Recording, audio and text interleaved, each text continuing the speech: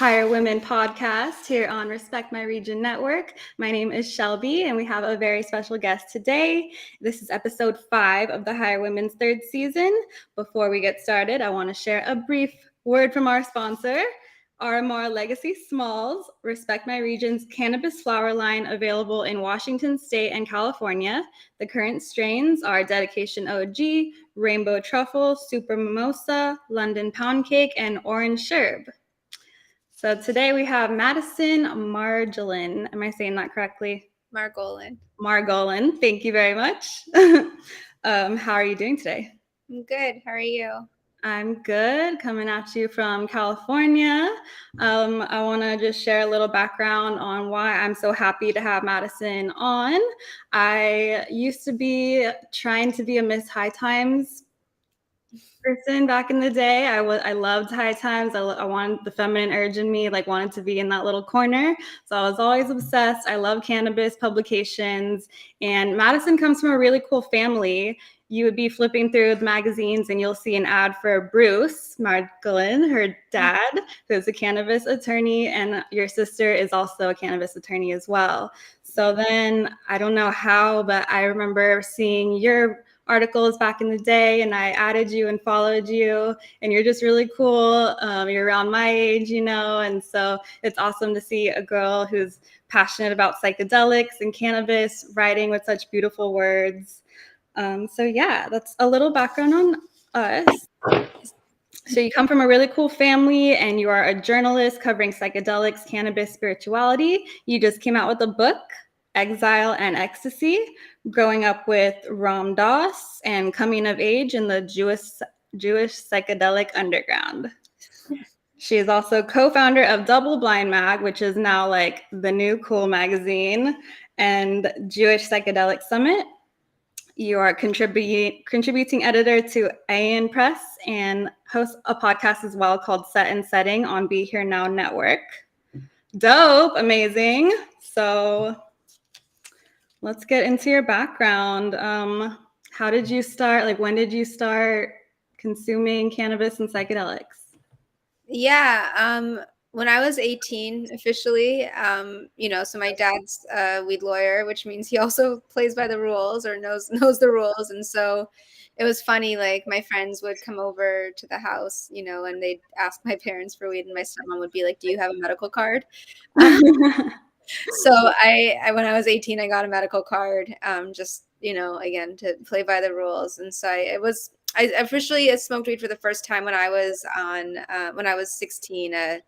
Kind of a friend who I knew growing up from my dad's community of the people involved with the Ram Dass scene. He was a little bit older than me. We smoked weed on the front lawn of the house. Again, my stepmom wasn't really happy with it. But yeah, that was the first time I smoked. And then again, when I was 18, I was in college, I kind of got more into it. Now I actually don't smoke that weed at all so much anymore.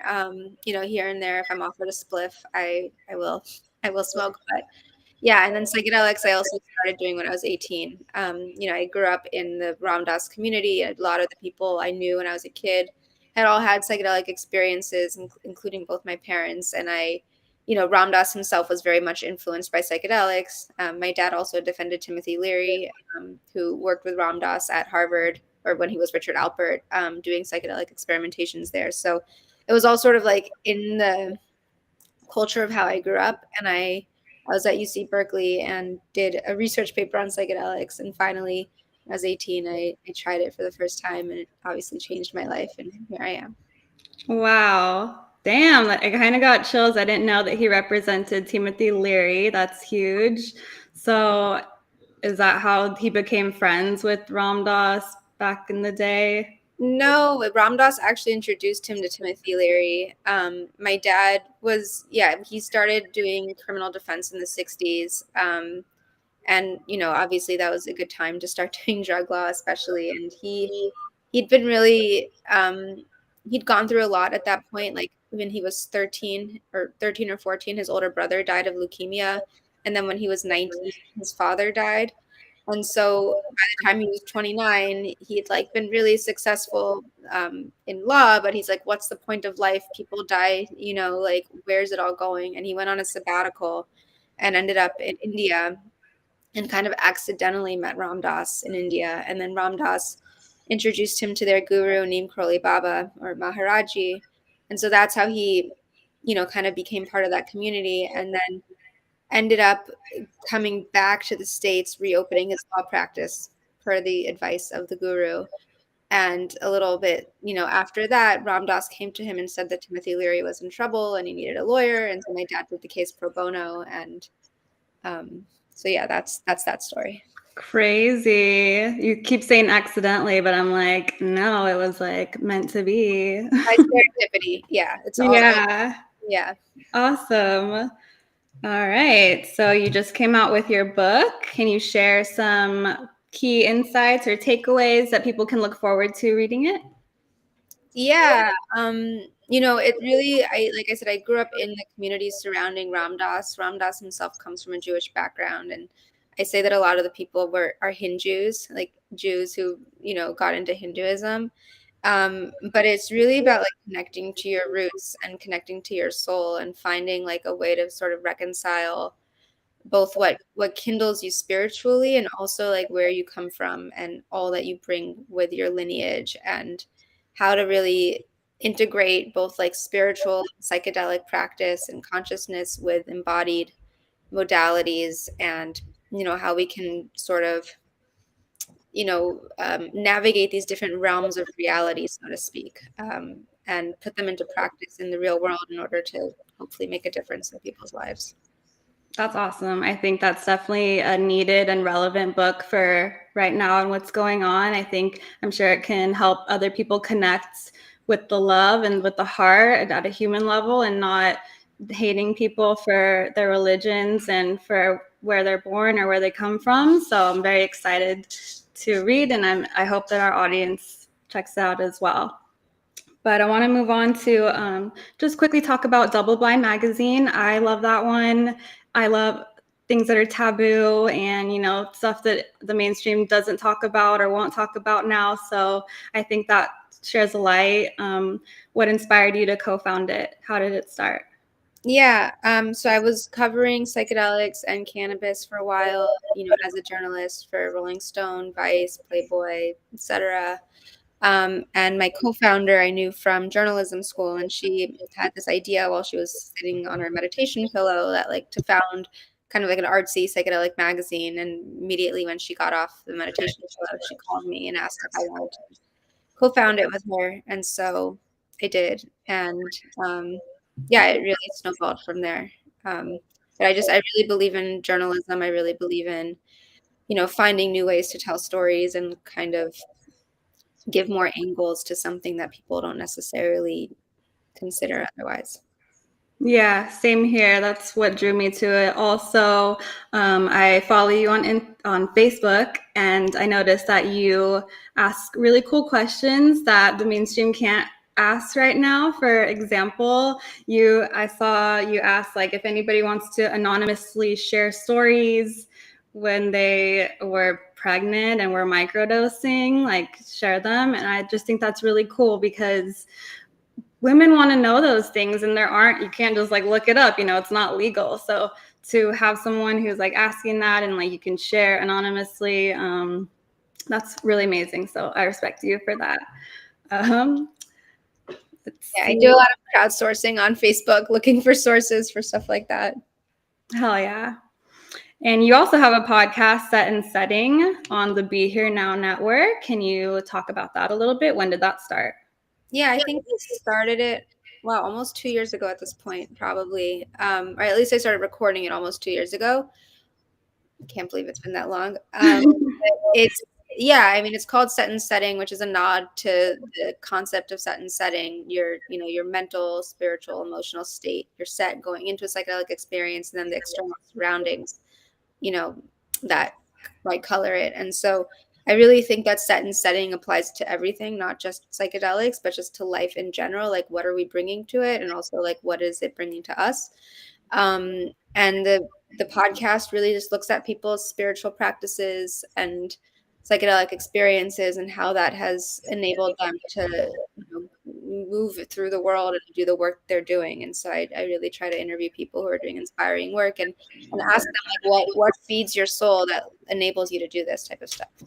Cool. Well, what feeds your soul right now? So a lot of things. Yoga. I've been practicing yoga since I was 12 years old. Dancing. I really, really love dancing. I have a hula hoop, so that feeds me. Writing, when I can get into like a really good writing flow. Shabbat really feeds my soul. Yeah, hanging out with friends who feel like family, and I don't know, talking to God, all sorts of things. Yeah. Yeah. How do you see the relationship between spirituality and science?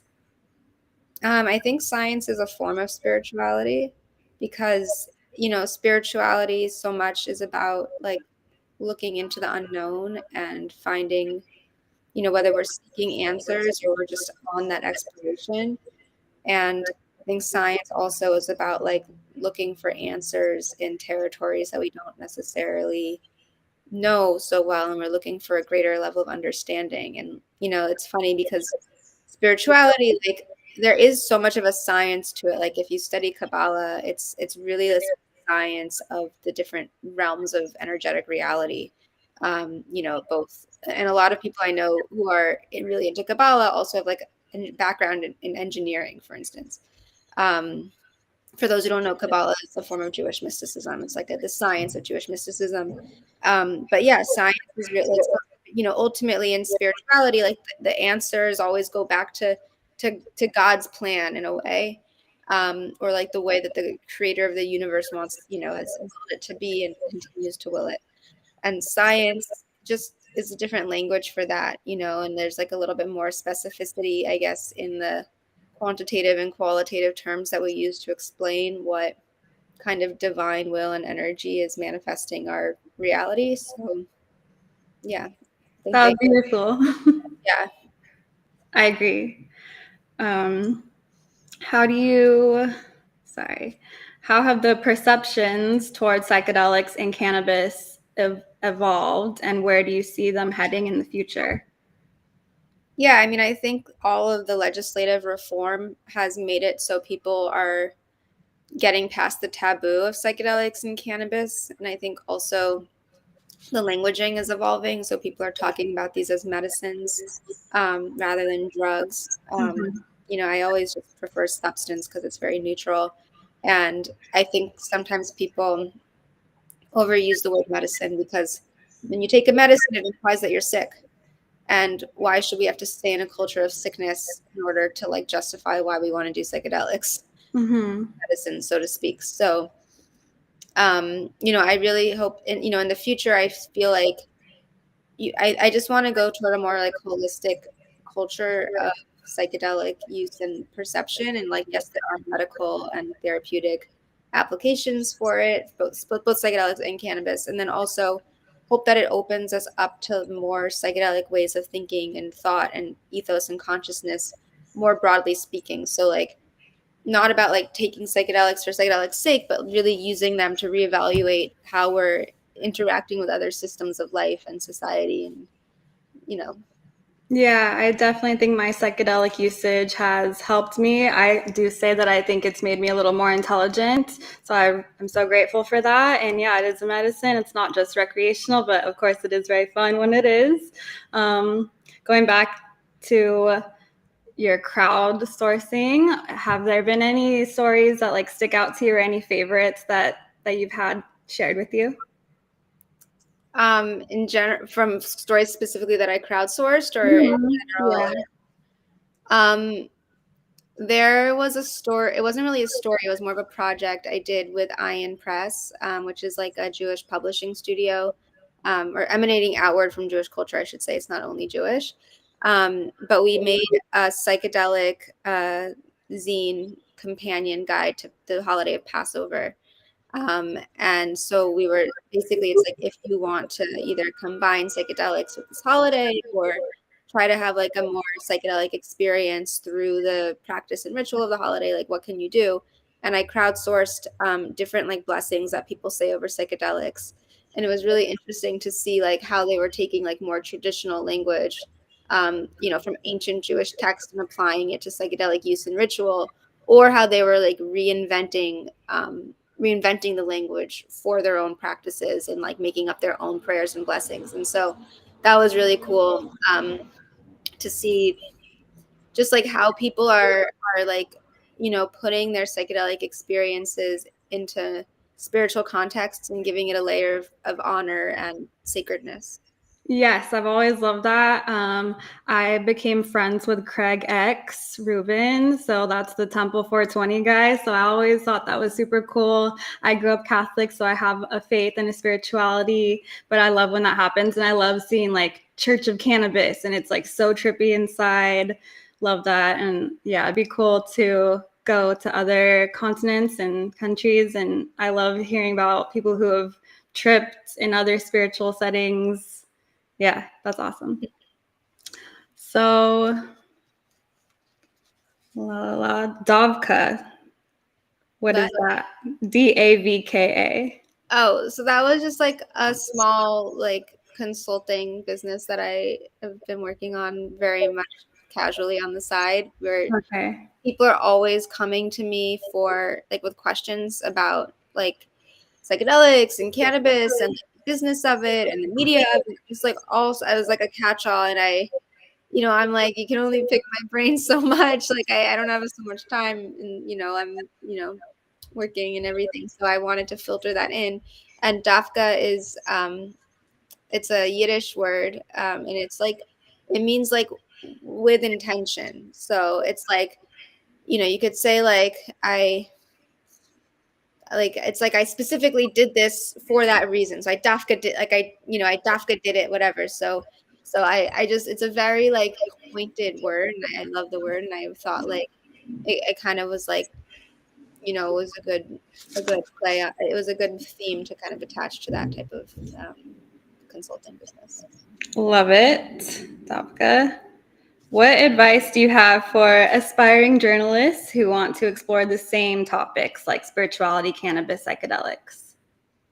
Yeah, I mean, I think also, first of all, having your own personal practice is really important because you can talk to your sources and understand the content from a different level if you've internalized it and experienced it yourself versus so there's like objective and subjective reporting, and like I can ask much deeper questions of someone about psychedelics if I've been there already, not to say like that it's that's a very controversial thing to say, because like there are people who report on healthcare and different diseases, and God forbid you should have to have a disease in order to report on it, but with psychedelics it's a little bit different. So yeah, that's one thing, and then another thing I would say is like you just really have to like it's such a hustle. It's such a hustle. So you have to have stamina and just believe in yourself. I know that sounds so trite, but like it's such a hard industry that and have friends who are like really going to give you constructive criticism when you need it. Absolutely. Yeah. So are you in New York now? Yeah, I just got back to New York. When did you make the move from the West Coast to the East Coast? I mean, my mom is from New York, so my whole life I've been back and forth. Oh, okay. But I went That's to the both worlds. yeah. So my mom's family is all here. But I came to journalism school in New York in 2014, and I've basically been here since then. But I also split my time. I spend a lot of time in Israel, so that's kind of been like my back and forth recently. Okie dokie. What are your favorite psychedelics personally? My favorite is MDMA. And then after, I mean, I go through phases. Like MDMA really is like my true love, Yeah. but they're all different. It's like different. It's like seasonal vegetables, right? Like you eat certain foods and one time of year, and other foods at another time of year. And the same with psychedelics, is you take one medicine or one substance for one reason and for another. So, I have a special relationship with acid, with mushrooms, with ayahuasca. Um, so those are kind of like my top ones. Cool. For me, similar, of course, MDMA. I started when I was 18, going to raves. But then I tried mushrooms and LSD. Love those. Love LSD. That was definitely magical. And I could see I felt like I could see the design of life, and I could see how everything leads to the next moment. And then I had tried DMT, which I love, and I don't do that often, but it was definitely a remarkable and memorable experience for me. I have not delved into ayahuasca yet, but when the time is right, it'll happen and it'll come to me. So what else can you say about growing up with Romos? I mean, I didn't really recognize the significance of it when I was a kid. He was just my dad's friend.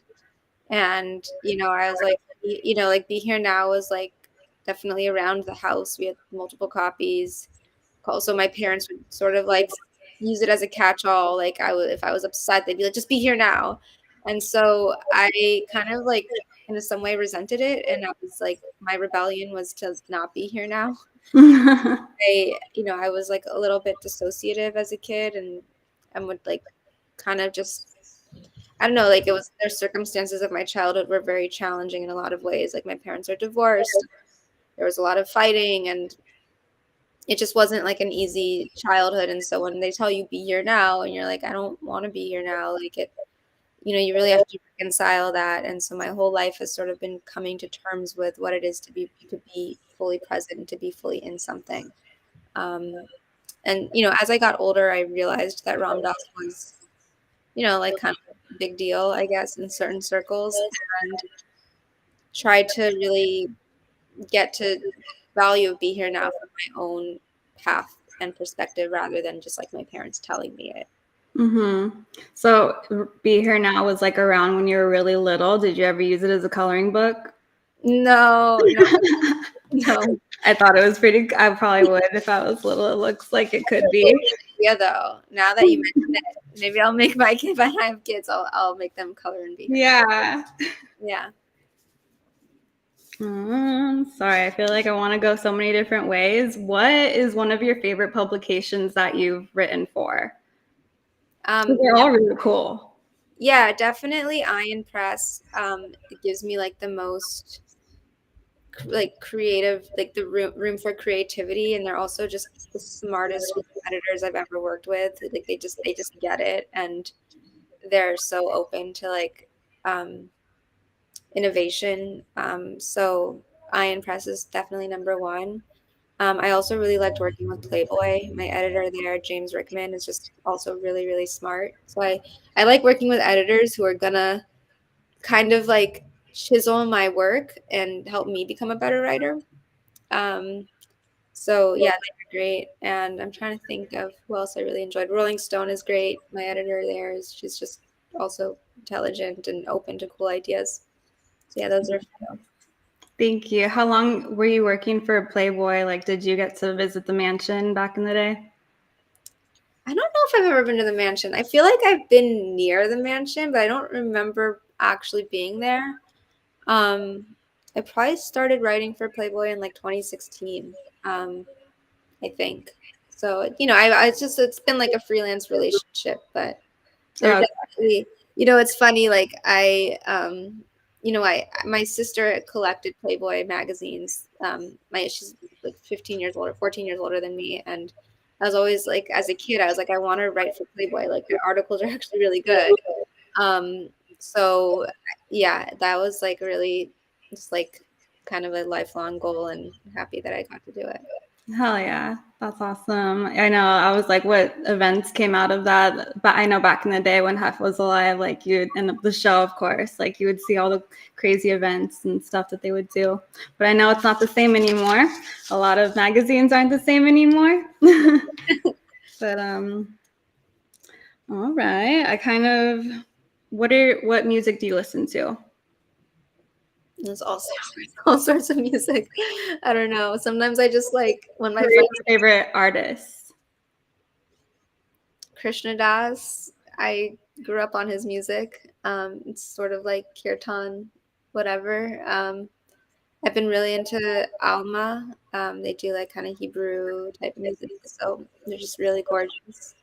Um, what else? There's like so much. I sometimes just like do like different random music on SoundCloud, like medicine music type stuff. Sometimes I'll record when my friends are jamming and just listen to that. Um, yeah, it really depends. It's my musical taste is all over the place. You know, I like trancey music sometimes. Um, yeah. Thank you. I need to look up all those people. I haven't heard of any, but it all sounds very beautiful. And then you mentioned names that, I mean, I'm really not up on Ram Dass's whole group, but I know that it is kind of like a family. I listen to the Duncan Trussell podcast, so I hear him talking about Neem. Neem Cly Baba. Yeah, Neem Cly Baba a lot. Mm-hmm. What are people missing in that world, or like what do people need to know? Like people outside that world, like what do they know about it? Right.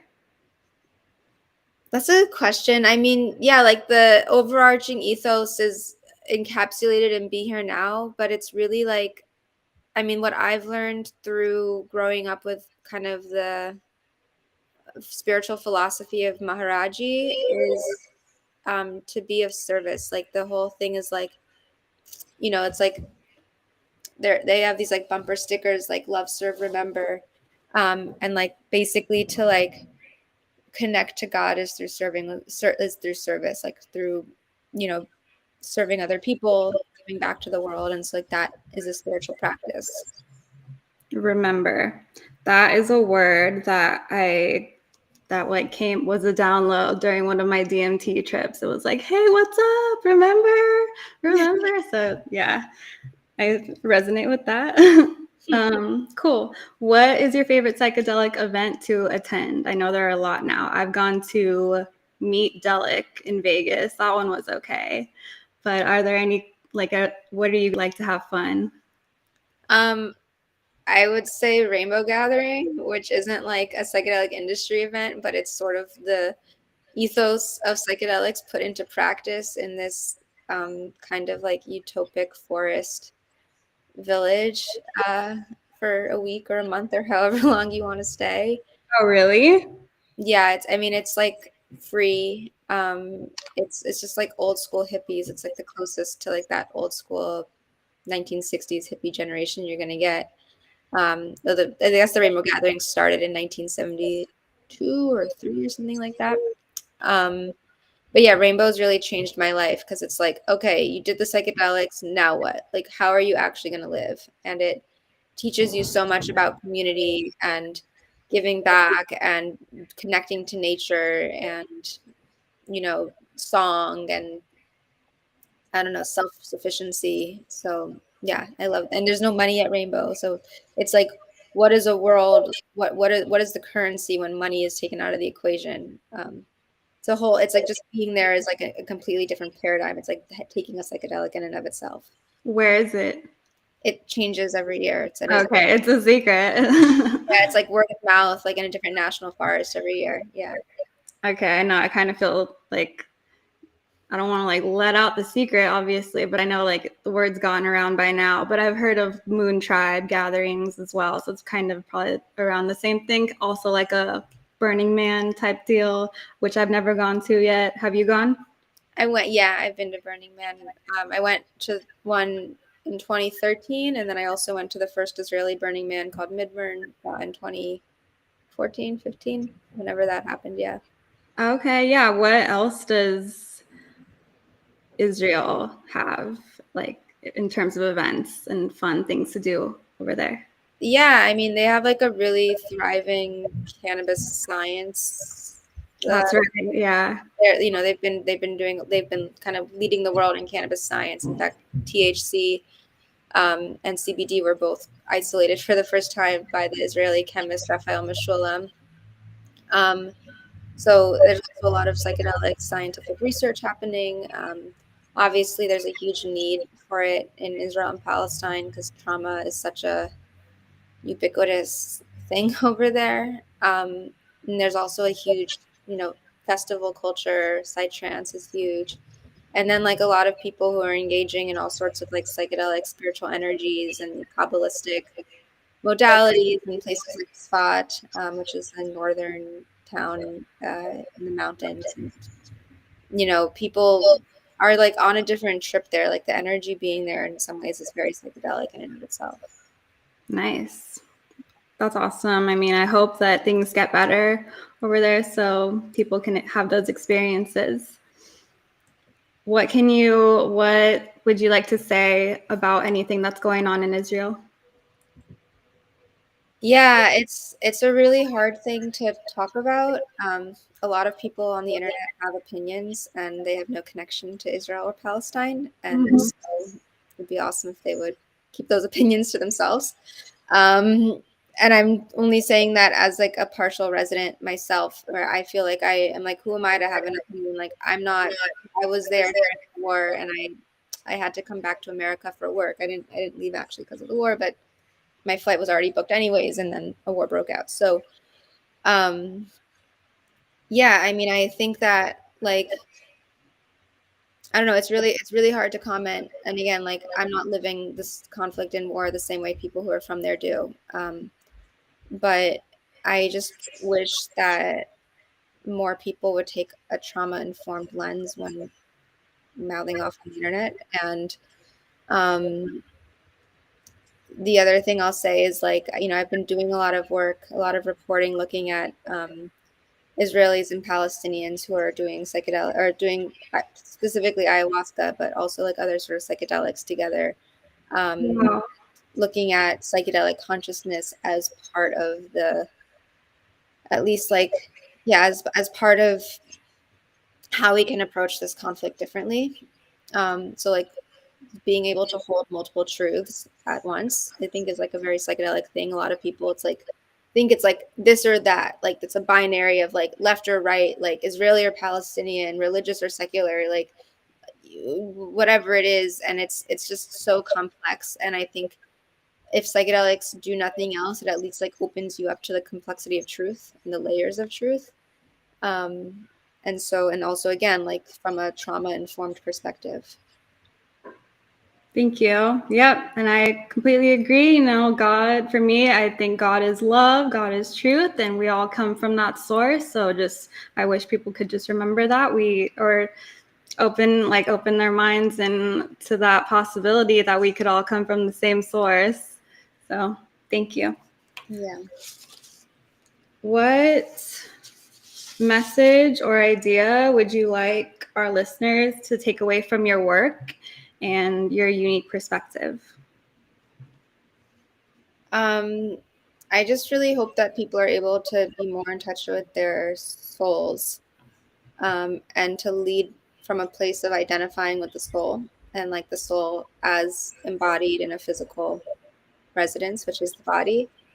And that's something I've personally, spent my whole life, at least my whole adult life, trying to, you know, explore and reconcile. And I think that when we're nourishing our souls and also nourishing and taking care of our bodies, like just regulating the nervous system, we're better people. We're like kinder.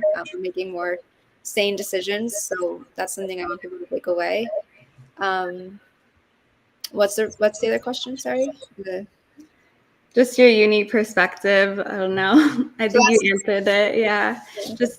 And that's why you like yoga, just becoming everything aligned and being able to be at the right frequency. And I think good things happen. I can tell a lot of amazing things have been happening for you. Like, I'm kind of jealous, honestly. Like, you've been working with so many cool publications and being able to do a lot of cool things. And just like, even if you didn't, you're just still born into coolness, I feel like. So I think that's really awesome. Why didn't you get into law? I did originally want to go to law school. I took the LSAT multiple times. I thought I was going to be a lawyer, like my dad and my sister. my younger brother became a lawyer also. My stepsister is a lawyer. Jury's out on what my younger sister's still 17. But I went at the point when I was applying to law schools and just like figuring out what I was doing after college. My dad and my stepmom were getting divorced, and the divorce attorneys were acting as really shitty people. And I was really disgusted with the profession. And I was like, let me just rethink this for a second. I was like so traumatized and disgusted. I was like, I don't even want to go to law school with these people. Like, they're just terrible. And again, I'm not saying lawyers are terrible people, but Yeah. I was like in a weird pivotal moment of my life. Hard to trust, for sure. Yeah, I mean, look, I come from a family of lawyers, and their lawyers do amazing work. But I knew I loved writing, and I applied to Columbia Journalism School and got in on a whim. And I was like, hey, I really want to go to New York, and I like writing. Like, let me try this. And so what are some of your favorite moments being at Columbia? I mean, I'll be honest, I did not enjoy the program. Oh, really? It was, I mean, I went to UC Berkeley. Like, I went to like a public school. I didn't go to college at all, so I'm always just like fascinated. I'm like, what did everybody do over there? Yeah, I mean, it was a culture shock for me. I mean, I didn't realize how pretentious it was going to be. That's true. Yeah, I do hear a lot of people who are like, I went to Columbia. Yeah, I went to Columbia and hated it. No, I'm really appreciative that I went there. It launched me into my career. I don't think I would be a journalist if I didn't go to Columbia Journalism School. But my favorite moments were what it opened up to me, which is that my professors were really great. There were two professors in particular who really encouraged me to just like pursue like my weird ideas. And one of them was Stephen Fried, who shout out to Professor Fried. And I wrote a cannabis story for his class on New York's medical marijuana program. And I ended up selling that story to the Village Voice and got a job covering cannabis for the Village Voice right after J School. So like I wouldn't have gone down that road without his like helping steward my writing. And then I also, in another class called Journalism of Ideas, I got to write about Judaism and psychedelics. And so a lot of the people I met through my reporting in journalism school turned out to be lifelong friends and people who are all characters in my book. And without, like, it was not so much the journalist, like the Columbia experience that I was in love with, but I fell in love with reporting. And the fact that I was pushed into like reporting on the Hasidic community was really very much the hand of fate and God putting me on the path that I'm on. Like, it was, I say it was by accident, but my very first week of journalism school, every student had to cover a different ethnic community. And because I was the only Jew in the class, they gave me the Hasidim in Brooklyn. And I met people almost 10 years ago who are still in my life and who I wrote a book about. So, yeah. Nice. I think I read something about you worked with African refugees. Yeah, I took a gap year in between UC Berkeley and Columbia, and I went to Israel. I was living in South Tel Aviv, working with refugees from Eritrea mostly. So I was like teaching English and also just like kind of doing after school programs with the kids. That's really awesome. Cool.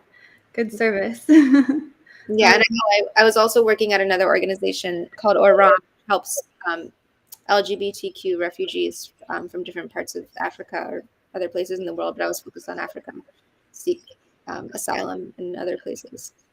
That's amazing. Thank you for doing that for the world. Man, I have like so many questions in my head, but also I feel like I want to do a part 2 with you. Did you go on the Birthright Trip? Yeah, I did go on Birthright when I was 9. I actually had my 20th birthday in Israel, in Scotland, which is my favorite city ever. So, yeah. I do feel like I hear people who say that their first psychedelic experiences happened during that. It's funny, just some of my personal friends, my close friends have. Yeah. I mean, it's like I feel like being there is psychedelic, you know. I mean, I had already tripped before Birthright, but I definitely I mean, I didn't grow up with like my parents talking about Israel. Like my mom is from New York, like the homeland is New York City, is Brooklyn. Mm-hmm. So I didn't expect to connect with Israel at all, actually, and I did, and you know, I feel complicated about it. Obviously, it's not a simple thing. So yeah, but it is, you know, been my muse since I went there. Nice. Talking about Kabbalah, like how did you feel about when that was like a trendy thing?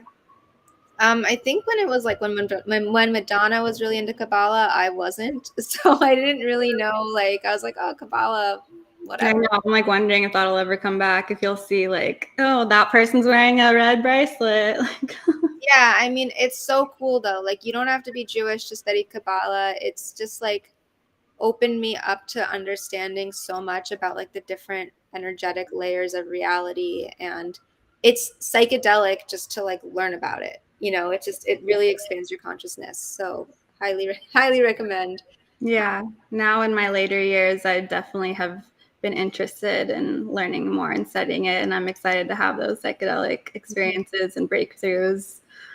I love celebrities though, so just going to that, have you interviewed any celebrities on any of your platforms or any of your articles? I interviewed Modest Yahoo a long time ago. I recently interviewed Marianne Williamson for my podcast. Um, I interviewed Bambada Marley. I think it's Ziggy's son or Bob Marley's grandson. Uh-huh. I think Ziggy's his dad. I don't want to misrepresent whatever Family, sure. The Marley family. Yeah. Who else? I feel like there have been others, and I'm forgetting almost. Okay. I know you've been doing things a long time. Yeah. Hmm. Is there anything you else want to share? Anything that you have coming up for us?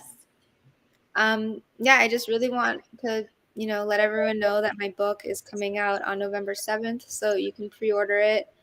If you go to my website, madisonmargolin.com, there's a whole like landing page for my book. And yeah, just follow me on social media. You can subscribe on my website. I'm going to be starting a newsletter that just updates people on what I'm doing. I've, you know, taught courses. You know, I recently taught a course with Psychedelics Today on Judaism as set and setting for sacred time and space and psychedelic experiencing. And I have, you know, a few more ideas up my sleeve in that arena. And yeah, just I have few other books in the works, and if you follow me, you'll find out. But for now, just focus on Exile and Ecstasy. Get the book. Yeah. How long does it take from start, like the inception, and then writing it, and then getting it published, and then out? Like, is November 7th a deliberate date, or is that just how it goes? I think November was the date because it's like before the holidays, so hopefully like people will buy it as like Hanukkah gifts for people or Christmas gifts or whatever. But it took, I mean, look, this is like the book was like a lifetime in the making, and then another 10 years of journalism in the making, and then a year of writing it, and then just 1 month of rewriting the entire thing before the due date because I decided I hated everything else I wrote. So, um, yeah, it's, you know, but you know, the process took a really long time. I met my literary agent probably 3 years ago at this point, you know, and yeah, it's just everything's a process. Cool. Well, I like that your book is a Scorpio because I am a Scorpio. Oh, happy birthday almost. Almost. It'll be the 18th. When's yours? When's my birthday? Mm-hmm. June 16th. Okay. It's Gemini. Thank you. Yeah. And then just going back to like where you spend your day to day real quick, like what's your favorite restaurant and your favorite food? My favorite restaurant is probably Cantor's in LA. It's just classic. I have a love affair with Cantor's Deli. How about in New York? In New York, I don't know. I don't know if I have officially a favorite restaurant here. It's There's a lot of good deli out there too. there's a lot of good deli. To be honest, I'm really not a foodie, but I mean, there's a lot of Okay. places I love, but I don't know. I don't. It's a great question. I'm not sure what my favorite restaurant is here. My favorite food is I love sushi. And I love kale. And I love a good like fluffy challah, and Awesome. Well, mhm. I like that you're not a vegetarian. Not that I don't like vegetarians, but I love eating meat. So awesome. Like I always struggle. I'm like, am I being holistic if I'm eating meat? Yeah, So I was I mean, I eat fish, but I was vegan actually for a few years, and I just wasn't a healthy vegan, so I needed to incorporate. same. Yeah, I dipped my toe in vegetarianism, but it was kind of difficult for me. Yeah. But I know you have a very busy day. And once again, we're just so honored and so excited that you were able to come on and share some of your book and your background and all the cool things. So everybody tap into Madison on her social media, pick up the book, Exile and Ecstasy, the memoir, this amazing lady. And that is our conversation for today. Thank you guys for joining us on another episode of the Higher Women podcast with this higher woman. I'm Shelbie. This is Madison. Make sure to leave a review in the comments, comment, follow, and subscribe. And be sure to check out RMR Legacy Weed at your local dispensary or delivery services. Thank you so much. Have a beautiful day. Bye.